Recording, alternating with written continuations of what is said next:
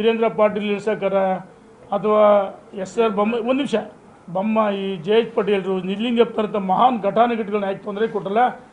ಅವತ್ತು ಸಮುದಾಯ ಒಂದಾಗಿಲ್ಲ ನೋಡಿ. ರಾಮಕೃಷ್ಣ ಹೆಗಡೆ ಒಂದು ಮಾತು ಹೇಳಿದ್ದಾರೆ, ಕರ್ನಾಟಕದಲ್ಲಿ ವೀರಶೈವ ಲಿಂಗಾಯತರು ಈ ದೇಶವನ್ನು ಆಳ್ತಕ್ಕಂಥ ಶಕ್ತಿ ಇದೆ, ಆದರೆ ಒಂದಾಗ್ಬಿಡ್ತಲ್ಲ ಅಂತ ಇವರು ರಾಮಕೃಷ್ಣ ಹೆಗಡೆ ಹೇಳಿದರು. ಒಂದು ನಿಮಿಷ, ನಾವು ಜಾಗೃತರಾಗಲಿಲ್ಲ, ಒಂದಾಗಲಿಲ್ಲ.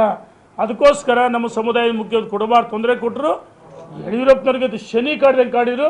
ಹಾಗಾಗಿ ನಮಗೆ ಆತ್ಮಾವಲೋಕನ ಮಾಡಿಕೊಂಡು ಇನ್ನು ಮುಂದೆ ಒಂದಾಗಬೇಕು, ಒಟ್ಟಾಗಬೇಕು, ಒಗ್ಗಟ್ಟಾಗಬೇಕು ಅಂತೇಳಿ ನಾವು ತೀರ್ಮಾನವನ್ನು ಮಾಡಿದ್ದೀನಿ. ನಮ್ಮ ಮಾಧ್ಯಮ ಸ್ನೇಹಿತರು ನವಟಾಲ್ ಹುಡ್ಲು ಸರ್, ಎಸ್, ನಾನು ಮೊನ್ನೆ ಬೆಂಗಳೂರು 5ನೇ ತಾರೀಕು ಪತ್ರಿಕಾಗೋಷ್ಠಿ ಮಾಧ್ಯಮ ಸ್ನೇಹಿತರು ಕೇಳಿದಾಗ ನಾನು ಹೇಳಿದೆ, ನಮ್ಮ ಸನ್ಮಾನ್ಯ ಯತ್ನಾಳ್ ಸಾಹೇಬರು ಹೇಳಿದ್ದಾರೆ, ರೇಣುಕಾಚಾರ್ಯ ಯಡಿಯೂರಪ್ಪನ ಇಳಿಸೋಕೆ ಹೋಗಿದ್ದರು. ಈಗ ಅವ್ರಿಗೆ ಹೆಂಗೆ ಎತ್ಕಟ್ಟಿದಾರಲ್ಲ, ನಾನು ಯತ್ನಾಳ್ ಸಾಹೇಬ್ರನ್ನ ಎತ್ಕಟ್ಟಿದಾರಲ್ಲ, ಅದೇ ರೀತಿ ನನ್ನನ್ನು ಯಡಿಯೂರಪ್ಪನವರಿದ್ದ ಚಾಕು ರೀತಿ ಬಳಸ್ಕೊಂಡ್ರು. ನಮ್ಮವರೇ, ಒಂದು ನಿಮಿಷ ಅಣ್ಣ, ನಮ್ಮವರೇ ಈ ಅಣ್ಣ ಒಂದು ನಿಮಿಷ ನನ್ನನ್ನು ಬಳಸ್ಕೊಂಡ್ರು. ನನ್ನನ್ನು ರೆಸಾರ್ಟ್ ರಾಜಕಾರಣ ನನಗೆ ಕೆಲವರೆಲ್ಲ ವ್ಯವಸ್ಥಿತ ಪಿತೂರಿ ಮಾಡಿ ಕಳಿಸ್ಕೊಟ್ರು. ನಾನು ಹೇಳಿ ಆತ್ಮಾವಲೋಕನ ಮಾಡಿಕೊಂಡು ನಾನು ತಪ್ಪಾಯಿತು ಅಂತ ಹೇಳಿ ವಾಪಸ್ ಬಂದು ಯಡಿಯೂರಪ್ಪನವ್ರ ಜೊತೆಗೆ ಗಟ್ಟಿಯಾಗಿ ನಿಂತು ಹೆಜ್ಜೆಗೆ ಹೆಜ್ಜೆ ಹಾಕಿ 2019ರಲ್ಲಿ ಮಂತ್ರಿ ಮಾಡಲಿಲ್ಲ. ನಾನೇನಾರ ವಿರುದ್ಧ ಹೋದ್ನಾ? ಏನೋ ಸಿಟ್ಟು ಮುಂಗೋಪ ಬಿಸಿ ರಕ್ತ ಓದಿಲ್ಲ ಅಂತಲ್ಲ. ನನ್ನ ಆತ್ಮಾವಲೋಕನ ಮಾಡಿಕೊಂಡು 2019ರಲ್ಲಿ ನಾನು ಕೇಳಿದೆ, ನಾನೇ ರಾಜಕೀಯ ಸನ್ಯಾಸಿ ಅಲ್ಲ, ನನ್ನನ್ನು ಮಂತ್ರಿ ಮಾಡಿರಿ ಅಂತ ಕೇಳಿದೆ.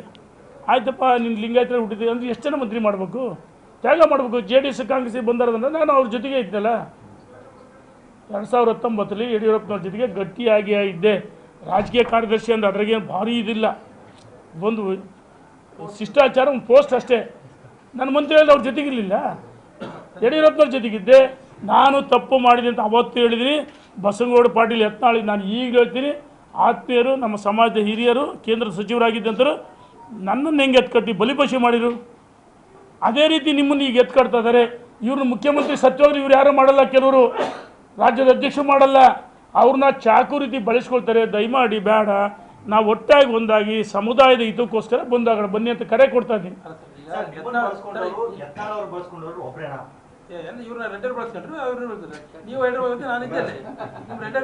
ನೋಡ, ಈಗ ಯಾವುದೂ ಹೇಳಲ್ಲ, ಸಮಯ ಸಂದರ್ಭ ಕಾಲ ಕೂಡಿ ಬಂದು ಎಲ್ಲ ಹೇಳ್ತೀನಿ. ಏನಣ್ಣ, ಧನ್ಯವಾದಗಳು.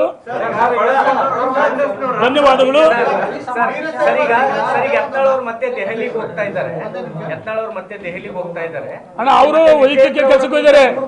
ಅವರು ಅಣ್ಣ ನೋಡೋಣ, ಅಮಿತ್ ಶಾ ಯಾರನ್ನೂ ಕರೆದಿಲ್ಲ, ಇದನ್ನ ಮಾಧ್ಯಮದಲ್ಲಿ ಪ್ಲಾಂಟ್ ಮಾಡಿಸ್ತಿದ್ದಾರೆ.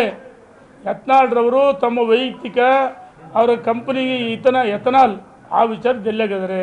ಮಾಧ್ಯಮದಲ್ಲಿ ಒಂದೊಂದು ರೀತಿ ವೈಭವೀಕರಿಸ್ತಿದ್ದಾರೆ. ಯಾವುದೇ ಕಾರಣಕ್ಕೂ ವಿಜಯೇಂದ್ರ ಇಳಿಸೋಕ್ಕಾಗಲ್ಲ. ರಾಜ್ಯದ ಅಧ್ಯಕ್ಷ ಸೂರ್ಯಚಂದ್ರ ಸತ್ಯನ ಮುಂದುವರಿತಾರೆ. ಏನು ನಾವೆಲ್ಲ ಒಂದಾಗಬೇಕು ಸಮುದಾಯ. ಧನ್ಯವಾದಗಳು. ಅಣ್ಣ ಬಿಡೋಣ, ಈಗ ಯಾರು ಲಿಂಗಾಯತರಲ್ಲ ಎಲ್ಲರಿಗೂ ಗೊತ್ತಿರ್ತಕ್ಕಂಥ ವಿಚಾರ.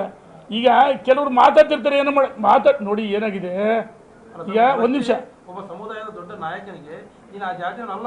ಒಂದು ಮಾತು ಸ್ಪಷ್ಟವಾಗಿ ಹೇಳ್ತೀನಿ. ಈಗ ನೀವು ಹೇಳೋದು ನೇರನೇ ಬರ್ತೀನಿ, ನಾನು ನೇರ ಪಾಯಿಂಟಿಗೆ ಬರ್ತೀನಿ. ಯತ್ನಾಳು ನಮ್ಮ ಸಮುದಾಯ ನಾಯಕ ಇಲ್ಲ ಅಂತಲ್ಲ, ಕೇಂದ್ರ ಸಚಿವರಾಗಿದ್ದಂಥವ್ರು. ಅವರ ಮುಖಾಂತರ ಕೆಲವರು ಮಾತಾಡಿಸ್ತಾ ಇದ್ದಾರೆ, ಅವರು ಬಲಿಪಶು ಹಾಕರೆ, ಅವ್ರು ಬಲಿಪಶು ಆಗಬಾರ್ದು ಅಂತ ನಮ್ಮ ಉದ್ದೇಶ.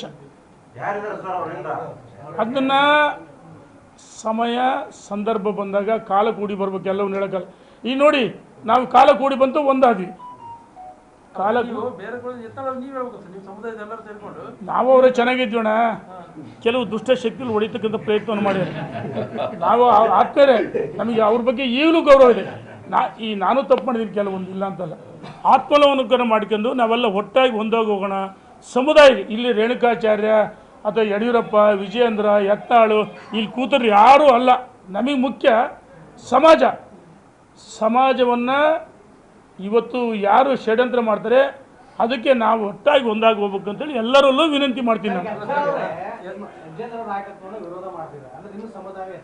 ಈ ಮಾಡಿಸ್ತಾ ನೋಡ, ಅವ್ರ ಬಾಯಲ್ಲಿ ಮಾತಾಡಿಸ್ತಿದ್ದಾರೆ, ಬಲಿಪಶು ಮಾಡ್ತಾರೆ. ಬಲಿಪಶು ಆಗೋದು ಬೇಡ, ಕೇಂದ್ರ ಸಚಿವರಾಗಿದ್ದಂಥವ್ರು ಅಂತ ನಾನು ವಿನಂತಿ ಅವರಿಗೆ. ಯತ್ನಾಳ್ ನಾವೇ ಶತ್ರುಗಳಲ್ಲ.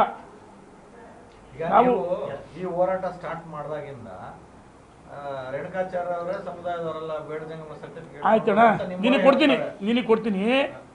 ನಾನು ಒಂದು ನಿಮಿಷ ಅಧಿವೇಶನದೊಳಗೆ ಹೇಳ್ತೀನಿ. ಇದು ನಾನು ಸಭೆಗೆ ಹೇಳ್ಬೇಕಾಯ್ತು, ಹೇಳಿಲ್ಲ. ಅವತ್ತಿನ ಸಭೆಗೆ ಘೋಷಣೆ ಮಾಡಿದೆ.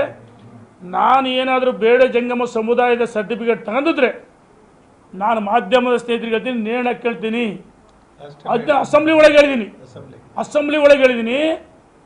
ನನ್ನ ಜಾತಿ ಕಾಲಮ್ನಲ್ಲಿ ಇವತ್ತು ಇತ್ತೀಚೆಗೆ ಅವಾಗ ಹೆಂಗೆ ಏಯಪ್ಪ ಅಂತಂದರು, ಅಥವಾ ಮತ್ತೊಂದು ಸಮಾಜ ಇರ್ತದೆ. ಈಗ ಅವತ್ತು ಹಿಂದೂ ಲಿಂಗಾಯತ ಅಂತ ಬರ್ಸಿದ್ದಾರೆ ನನ್ನ ತಂದೆ ತಾಯಿ.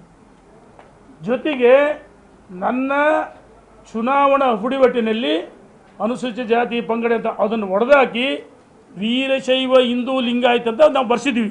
ಅದನ್ನು ದಾಖಲೆನ ನಾಳೆ 16ನೇ ತಾರೀಕು ಬಿಡುಗಡೆ ಮಾಡ್ತೀನಿ. ನಾನು ಯಾವುದೇ ಕಾರಣಕ್ಕೂ ಜಾತಿ ಸರ್ಟಿಫಿಕೇಟ್ ತಗೊಂಡಿಲ್ಲ.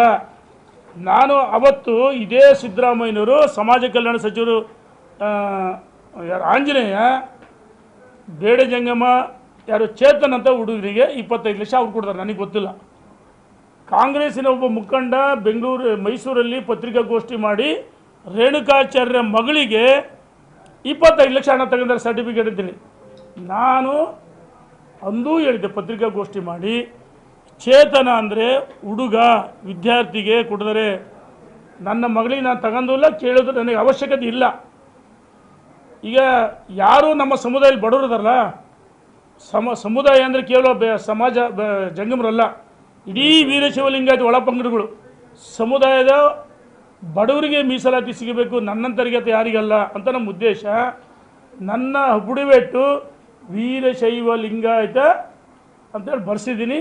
ನನ್ನ ವಾಟ್ಸಪ್ ಒಳಗೆ ಬೇಕಾದ್ರೆ ನಿಮಗೆ ಅವತ್ತು ಆ ದಾಖಲೆಯನ್ನು 16ನೇ ತಾರೀಕು ಇದು ಸ್ಪಷ್ಟವಾಗಿ ಮಾಧ್ಯಮ ಸ್ನೇಹಿತರು ಕೇಳಬೇಕಾಯ್ತು. ನೀವು ಕೇಳಿದ್ದು ಒಳ್ಳೆಯದಿದೆ. ನಾನು 16ನೇ ತಾರೀಕು ದಾಖಲೆಗಳನ್ನು ಬಿಡುಗಡೆ ಮಾಡ್ತೀನಿ. ಹಿಂದೂ ಲಿಂಗಾಯತ ಅಂತ ಇದೆ, ಜಾತಿ ಮೊದಲು ಪ್ರಾರಂಭದಲ್ಲಿ 1ನೇ ತರಗತಿ ಸೇರಿಸಿದಾಗ ಹಿಂದೂ ಲಿಂಗಾಯತ ಅಂತ ಬರ್ಸಿದ್ದಾರೆ. ಅದಾದಮೇಲೆ ನನ್ನ ಚುನಾವಣೆ ಇದರಲ್ಲಿ ವೀರಶೈವ ಲಿಂಗಾಯತ ಅಂತಲೇ ಇದೆ.